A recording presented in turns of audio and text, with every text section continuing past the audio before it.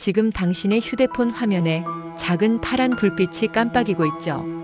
그건 아마 카카오톡 알림일 겁니다. 하지만 이 방송이 끝날 때쯤 그 불빛이 여전히 켜져 있다면 그건 단순한 메시지가 아닐지도 모릅니다. 안녕하세요. 밤의 서사의 진행자입니다. 오늘 들려드릴 이야기는 어쩌면 여러분 중 누군가의 폰에서도 이미 시작된 이야기일지 모릅니다. 이 사연은 지난달 새벽 2시 반 우리 제작팀으로 도착한 한 통의 이메일에서 시작됐습니다. 제목은 단순했어요. 읽지 않았는데 답장이 왔습니다. 처음엔 장난 메일인 줄 알았습니다. 그런데 본문에 첨부된 스크린샷 한 장을 보는 순간 모두의 손이 멈췄습니다. 그 화면에는 보낸 사람과 받은 사람 이름이 같았습니다. 그 사연을 보낸 사람은 서울 양천구에 사는 정윤호 씨입니다. 그는 평범한 회사원이었고 이야기의 시작은 퇴근 후 침대 옆에 놓인 휴대폰이었습니다.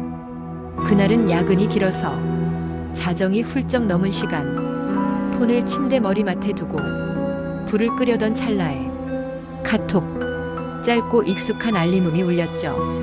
윤호 씨는 습관적으로 폰을 집어들었습니다. 그런데 보낸 사람 이름을 보는 순간 손끝이 굳었습니다. 프로필 사진, 대화창 이름, 둘 다 자신의 계정이었습니다. 나 자신에게서 온 카톡. 그는 잠시 화면을 바라봤다고 합니다. 그냥 오류겠거니 중복 로그인 같은 거겠지. 그렇게 넘기려 했죠. 그런데 메시지를 열기 전인데 상단 알림에 1이라는 숫자가 떠 있었습니다. 읽지 않았는데 이미 읽음 1. 그날 이후로 윤호 씨의 카톡엔 이상한 현상이 계속됐다고 합니다. 새벽마다 보낸 적 없는 메시지가 나가고 메시지 창엔 자신이 보낸 메시지들이 남아 있었습니다. 내용은 늘 짧았어요. 지금은 괜찮아. 조금만 기다려. 내일은 내가 나갈게. 그 문장들을 볼 때마다 윤호 씨는 점점 잠을 이루지 못했다고 합니다. 어느 날은 퇴근길 지하철 안에서 그의 폰이 진동했습니다. 카톡. 보낸 사람은 역시나 오늘은 좀 늦네요. 그 순간 지하철 창문에 비친 자신의 얼굴이 살짝 웃고 있었답니다. 본인은 웃지 않았는데 이 사연은 지금도 완전히 끝나지 않았습니다. 윤호 씨의 계정은 현재 비활성화 상태로 남아있고 그가 남긴 마지막 메시지는 우리 팀이 직접 확인했습니다. 읽지 않았는데 또 답장이 왔어요. 지금 이 방송을 듣고 있는 여러분, 혹시 오늘 새벽에도 카톡 알림이 울리지 않았나요? 만약 그렇다면 잠시만 폰을 내려두세요. 읽지 않아도 그쪽은 이미 보고 있을지 모르니까요. 밤의 서사 7번째 이야기. 새벽에 울린 카톡. 지금부터 이야기를 시작합니다. 어떤 밤은 유난히 길다. 시계 초침이 움직이지 않는 것처럼 느껴질 때가 있다. 모든 게 멈춰 있는데 나만 깨어 있는 그런 순간. 정윤호의 하루는 늘 비슷했다. 정확히 오전 6시 30분에 알람이 울리고 8시 10분 버스를 타면 회사까지 42분이 걸렸다. 퇴근은 대부분 밤 10시를 넘겼고 집에 돌아오면 씻지도 않은 채 폰을 만지다 잠들곤 했다. 휴대폰은 그의 하루의 마지막이자 유일한 불빛이었다. 그날도 그랬다. 월요일 새벽 2시 37분. 그는 평소처럼 소파에 기대어 누워 있었다. 눈은 반쯤 감겨 있었고 손끝은 자동으로 카톡창을 내렸다. 그때 짧은 진동이 손바닥을 울렸다. 화면을 보니 보낸 사람 이름은 나. 윤호는 무심코 화면을 터치했다. 누군가 이름을 장난으로 나로 바꾼 줄 알았다. 하지만 대화창엔 낯익은 프로필 사진이 있었다. 자신이었다. 검은 셔츠, 단정한 머리, 회사 출입증이 걸린 목. 분명 윤호 자신의 계정이었다. 그리고 그 대화창에는 메시지 하나가 떠 있었다. 지금 자면 늦을 거예요. 보낸 시각 오전 9시. 그는 한동안 그 문장을 바라보다가 피식 웃었다. 뭐야? 예약 메시지야? 그는 화면을 닫고 폰을 테이블 위에 올려두었다. 그러고는 불을 끄고 누웠다. 눈을 감았는데 눈꺼풀 안쪽이 희미하게 번쩍였다. 다시 폰 화면이 켜진 것이다. 이번엔 아무런 진동도 없이 알림창엔 또 다른 메시지가 떠 있었다. 이제 나갈 준비하세요. 그는 화면을 덮었다. 이건 버그야. 단순 오류야. 그는 스스로를 다독였다. 하지만 새벽 내내 그 문장들이 자꾸 머릿속에 떠올랐다. 자면 늦을 거예요. 나갈 준비하세요. 그 말들은 단순히 안내가 아니라 누군가 지시를 내리는 어조였다. 다음 날 아침 그는 출근길에서 이상한 기분을 느꼈다. 지하철 안 누군가 계속 자신의 휴대폰 화면을 보고 있는 듯한 시선. 사람들 얼굴은 전부 아래를 향하고 있었지만 그들 전부가 같은 화면을 보고 있는 것처럼 느껴졌다. 회사에 도착하자 동료가 물었다. 야, 어제 너 왜 그렇게 일찍 나갔어? 일찍. 나 어제 야근했는데? 무슨 소리야? 어제 9시 전에 퇴근했잖아. 사무실 CCTV에도 찍혔어. 윤호는 웃었다. 나 CCTV 앞에 간 적도 없는데. 그날 저녁 그는 사무실 CCTV 영상을 직접 확인했다. 그리고 화면 속에 자신이 있었다. 출입문을 통과하고 엘리베이터를 타고 회사 복도를 걸어나가는 자신. 그런데 얼굴이 없었다. 얼굴 부분이 뭉개진 채로 마치 인식 불가능한 그림자처럼 흔들리고 있었다. 그 뒤로 그의 휴대폰 카톡 상태 메시지는 자동으로 바뀌어 있었다. 오늘은 조금 늦어요. 며칠 뒤 윤호는 퇴근길에 카톡 알림을 받았다. 나에게서 메시지 한 건. 오늘은 좀 늦네요. 그는 순간적으로 창문에 비친 자신의 얼굴을 봤다. 그 표정이 낯설었다. 눈매는 같은데 입꼬리가 살짝 올라가 있었다. 그는 웃고 있지 않았다. 그날 밤 윤호는 휴대폰을 꺼버렸다. 전원 버튼을 길게 눌러 화면이 완전히 꺼지는 걸 확인했다. 불빛이 완전히 사라진 어둠 속에서 그는 마음이 조금 놓였다. 하지만 새벽 3시 10분 거실에서 짧은 진동이 울렸다. 그는 천천히 몸을 일으켰다. 소리는 분명 꺼져 있는 폰 쪽에서 났다. 폰 화면은 꺼져 있었지만 그의 시야 끝에서 무언가 희미하게 깜빡였다. 그는 조심스럽게 다가가 폰을 들어 올렸다. 화면이 스스로 켜졌다. 대화창이 자동으로 열렸다. 괜찮아요. 오늘은 내가 있었어요. 문장은 낯익은 문체였다. 본인이 쓸 법한 습관적인 말투. 그날 이후로 그의 폰은 항상 켜져 있는 상태로 변했다. 배터리를 빼도 전원을 꺼도 언제나 알림 불빛이 깜빡였다. 그리고 그 불빛은 이상하게도 새벽 3시 44분과 오전 9시 정각에만 켜졌다. 매번 같은 시간이었다. 처음엔 우연이라고 생각했다. 하지만 그 반복이 일주일 그리고 열흘이 지나도 바뀌지 않았다. 윤호는 점점 잠을 잘 수 없었다. 그는 서랍 안에 폰을 넣고 테이프로 감았다. 소리가 새지 않게 옷으로 덮었다. 그러나 새벽 3시 44분이 되면 서랍 안에서 진동이 울렸다.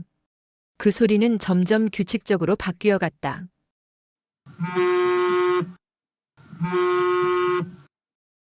리듬감이 있었다.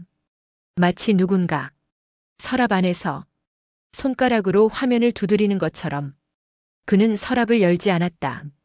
그 대신 방 구석에 앉았다. 그런데 벽에 걸린 거울에 무언가 스쳐갔다. 윤호 자신이었다. 거울 속에 그는 한 발 늦게 움직이고 있었다. 윤호가 눈을 깜빡이자 거울 속의 윤호는 눈을 감지 않았다. 그 순간 서랍 안에서 카톡 알림이 울렸다. 조금만 기다려요. 그 문장과 동시에 거울 속 윤호의 입술이 움직였다. 그가 말하지 않았는데 이틀 뒤 그의 동료는 회사에서 이상한 걸 봤다. 오전 9시 2분 윤호의 계정으로 메시지가 도착했다. 내용은 평범했다. 회의 들어갑니다. 그런데 메시지 하단엔 사진 하나가 첨부되어 있었다. 회의실 CCTV 화면이었다. 거기엔 빈 의자 하나가 있었다. 그날 이후 윤호의 집은 조용했다. 문은 잠겨 있었고 방 안엔 아무 흔적도 없었다. 테이블 위엔 휴대폰 하나만 놓여 있었다. 화면은 꺼져 있었지만 배터리가 없는 폰이었다. 그럼에도 새벽 3시 44분이 되자 불빛이 켜졌다. 메시지 하나가 도착했다. 내일 아침 당신이 나가야 해요. 그리고 그 밑에는 작게 읽은 밀이 표시되어 있었다. 누군가 이미 읽고 있었다. 그의 폰은 여전히 온라인 상태로 떠 있다. 마지막으로 확인된 프로필 메시지는 읽지 않았는데 답장이 왔어요. 모든 연결은 한 번쯤 끊겨야 한다. 그런데 어떤 연결은 한쪽이 사라져도 계속 이어진다. 그게 바로 이 이야기의 시작이었다. 집안은 언제나 깨끗했다. 책상 위엔 서류 몇 장과 머그컵 하나, 그리고 가운데에 폰이 있었다. 윤호가 사라진 건 3일 전이었다. 그의 회사에서는 출근 기록이 남아 있었고 보안 카드도 정상적으로 찍혔다. 하지만 아무도 그를 보지 못했다. 남은 건 오직 폰 하나뿐이었다. 그 폰은 꺼져 있었지만 화면은 여전히 희미하게 빛나고 있었다. 배터리는 없었고 전원 버튼을 눌러도 반응이 없었다. 그런데도 대화창이 켜져 있었다. 나와의 대화. 윤호가 마지막으로 보고 있던 창. 그 안에는 짧은 문장들이 남아 있었다. 지금 자면 늦을 거예요. 이제 나갈 준비하세요. 오늘은 내가 있었어요. 읽음 표시가 있었다. 1. 그 숫자는 고정되어 있었다. 누군가가 계속 보고 있었다. 다음 날 폰의 화면에 새로운 메시지가 생겼다. 윤호의 손은 더 이상 없었는데 문장들은 매일 정해진 시각에 나타났다.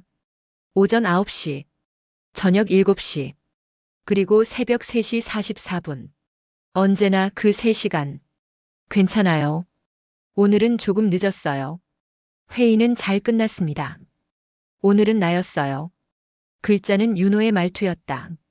문장의 간격, 단어 선택. 그가 자주 쓰던 괜찮아요까지 그대로였다. 하지만 윤호는 이미 존재하지 않았다. 이틀 뒤, 대화의 흐름이 바뀌었다. 폰은 꺼져 있었지만 메시지는 계속 늘어났다. 윤호 씨, 오늘은 쉬세요. 오늘은 제가 갑니다. 다음은 당신 차례예요. 이름을 부르고 명령을 내렸다. 그리고 마치 대화를 주고받는 것처럼 읽은 밀이 계속 깜빡였다. 그날 새벽 폰은 갑자기 스스로 켜졌다. 전원 버튼을 누른 적이 없었다. 화면이 켜지고 카카오톡이 자동으로 열렸다. 윤호의 프로필이 온라인으로 바뀌었다. 그건 불가능한 일이었다. 심카드는 제거되어 있었고 와이파이도 끊긴 상태였다. 그럼에도 불구하고 그의 계정은 살아있었다. 그리고 9시가 되자 메시지가 도착했다. 보낸 사람, 정윤호. 받은 사람, 정윤호. 오늘은 제가 대신 갑니다. 그 메시지는 회사 단체방에도 동시에 도착했다. 모두가 똑같은 문장을 받았다. 오늘은 제가 대신 갑니다. 사람들은 농담처럼 넘겼다. 야, 윤호 또 장난치냐? 하지만 그 시간, 윤호의 폰은 집 거실에 있었다. 그날 밤 윤호의 회사 서버에서 비정상적인 접근 로그가 남았다.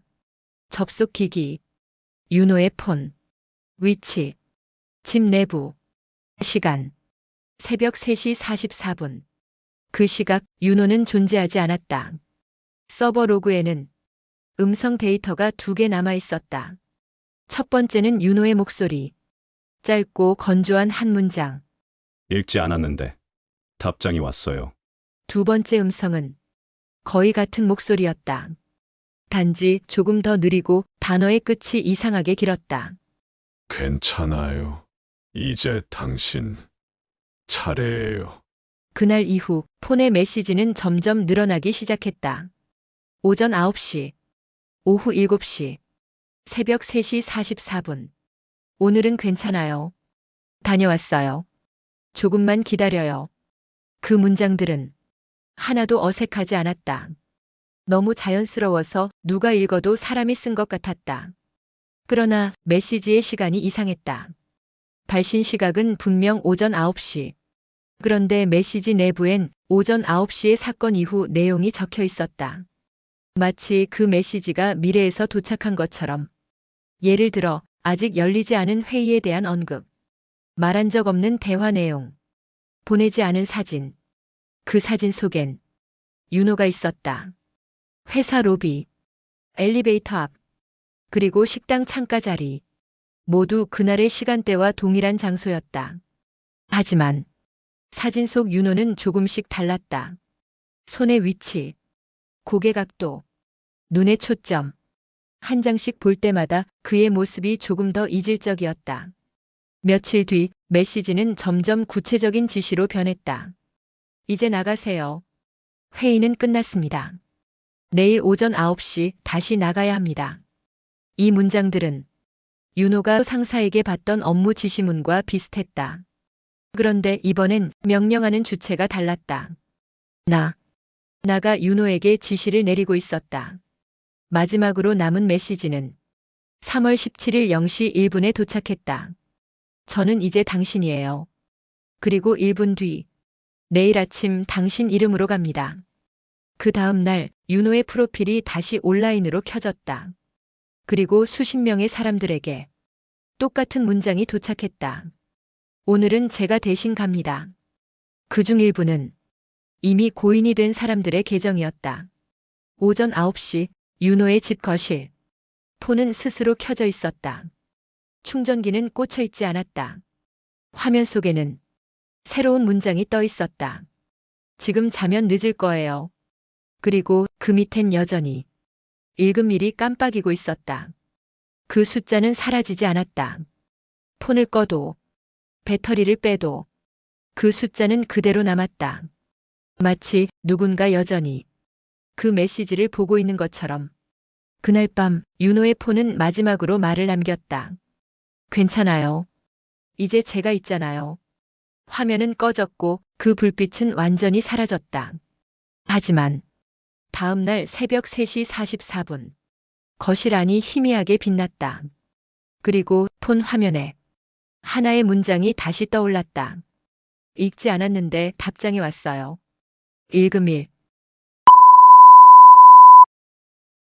그 후로 누군가의 새벽 폰에서 가끔 이 메시지가 울린다.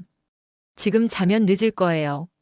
그 문장은 항상 똑같은 시각, 똑같은 목소리로 도착한다. 보낸 사람.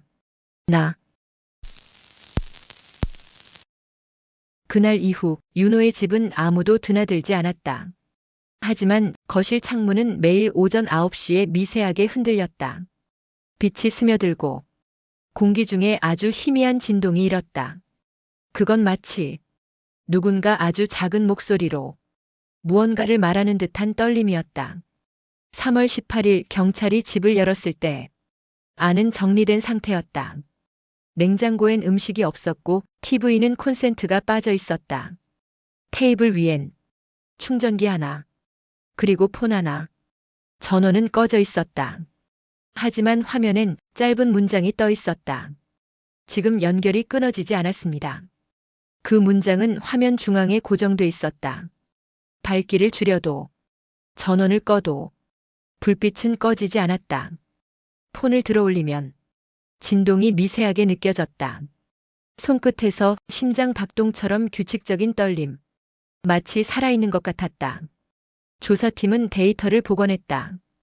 기록은 대부분 손상돼 있었지만 하나의 로그만 남아 있었다. 카카오톡 자동 백업 파일. 그 안에는 윤호와 나의 대화가 계속 이어지고 있었다. 3월 17일 9시. 오늘은 제가 대신 갑니다. 3월 17일 21시 12분. 잘 다녀왔어요. 3월 18일 9시. 오늘도 괜찮아요. 3월 19일 9시. 이제 당신이 아니에요. 읽음일. 그날 이후 윤호의 계정은 여전히 온라인 상태로 떠 있었다. 새벽 3시 44분 누군가의 카톡이 울릴 때마다 그의 이름이 발신자로 표시됐다. 메시지는 언제나 같았다. 지금 자면 늦을 거예요. 그 문장은 처음 윤호가 받았던 그 메시지와 똑같았다. 단 한 글자도 다르지 않았다. 사람들은 처음엔 장난이라고 생각했다. 하지만 시간이 지날수록 이상한 점이 늘어갔다. 윤호와 카톡을 주고받았던 사람들의 계정에 하나같이 읽음일이 표시되어 있었다. 메시지를 읽지 않았는데도 표시는 사라지지 않았다. 그리고 그들의 휴대폰엔 똑같은 문장이 도착하기 시작했다. 괜찮아요. 오늘은 제가 있었어요. 이상한 건 그 문장들이 각자의 말투로 바뀌어 있었다는 거였다. 한 사람은 반말로, 다른 사람은 존댓말로, 누군가는 오타까지 그대로 재현된 채로. 그건 단순한 복제나 스팸이 아니었다. 그들의 언어를 배운 무언가가 대신 말하고 있었다. 며칠이 지나자 윤호의 계정은 더 이상 정윤호로 표시되지 않았다. 이름은 사라지고 오직 한 글자만 남았다. 나. 그 이름은 수천 명의 친구 목록에 동시에 등록되어 있었다. 그리고 그 이름을 삭제할 수 없었다. 삭제 버튼을 눌러도 폰 화면은 멈추고 잠시 후 문장이 나타났다. 괜찮아요. 저는 삭제되지 않아요. 그날 밤 한 여성이 메일을 보냈다. 읽지 않았는데 답장이 왔습니다. 그녀의 말에 따르면 윤호가 사라진 지 일주일째 되던 날 자신의 폰에서 알람이 울렸다고 했다. 화면엔 정윤호의 이름이 떴다. 그리고 메시지 한 줄. 오늘은 제가 대신 갑니다. 그녀는 놀라서 답장을 보냈다. 누구세요? 그리고 5초 뒤에 답장이 왔다. 나예요. 그 후로 그녀의 휴대폰은 스스로 움직이기 시작했다. 새벽마다 화면이 켜졌고 그녀가 하지 않은 대화들이 늘어났다. 그 내용은 평범했다.